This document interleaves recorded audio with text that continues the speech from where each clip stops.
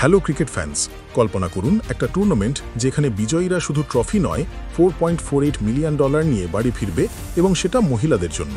আইসিসির চেয়ারম্যান জয় শাহের নেতৃত্বে উইমেন্স ওডিআই ওয়ার্ল্ড কাপ 2025-এর জন্য ঘোষণা হয়েছে রেকর্ড 13.88 মিলিয়ন প্রাইজ পুল, যা 2022-এর চেয়ে 297% বেশি।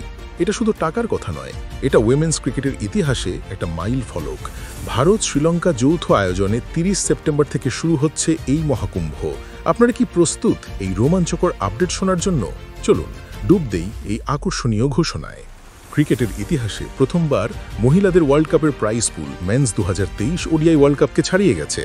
মোট $13.88 মিলিয়ন, প্রায় 123 কোটি টাকা। এর মধ্যে চ্যাম্পিয়ন দল পাবে $4.48 মিলিয়ন, অর্থাৎ প্রায় 39.75 কোটি টাকা।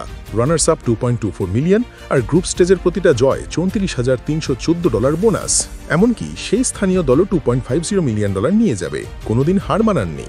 2022-এ যেখানে ছিল মাত্র 3.5 মিলিয়ন, সেখানে এবার 297% লাভ। এটা আইসিসির উইমেন্স ক্রিকেটের প্রতি অটুট প্রতিশ্রুতি প্রমাণ। জয় শাহ বলেছেন, এটা উইমেন্স ক্রিকেটের যাত্রায় একটা নির্ধারক মাইল ফলক। এই টাকা শুধু খেলোয়াড়দের জীবন বদলাবে না, নতুন প্রজন্মকে অনুপ্রাণিত করবে উইমেন্স ক্রিকেটে যোগ দিতে। এটা একটা নতুন যুগের সূচনা, যেখানে জেন্ডার ইকুয়ালিটি সত্যি হয়ে উঠছে।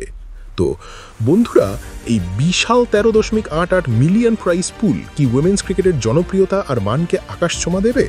আপনার মতে কোন দল নেবে $4.48 মিলিয়ন? ভারত, অস্ট্রেলিয়া, নাকি অন্য কোনো দল? কমেন্ট বক্সে আপনার মতামত অবশ্যই জানান। যদি এই আপডেট আপনার পছন্দ হয়ে থাকে, তবে ভিডিওটি লাইক এবং শেয়ার করতে ভুলবেন না। আর ক্রিকেটের সঙ্গে জড়িত প্রতিটি নতুন আপডেটের জন্য আমাদের সঙ্গে থাকুন।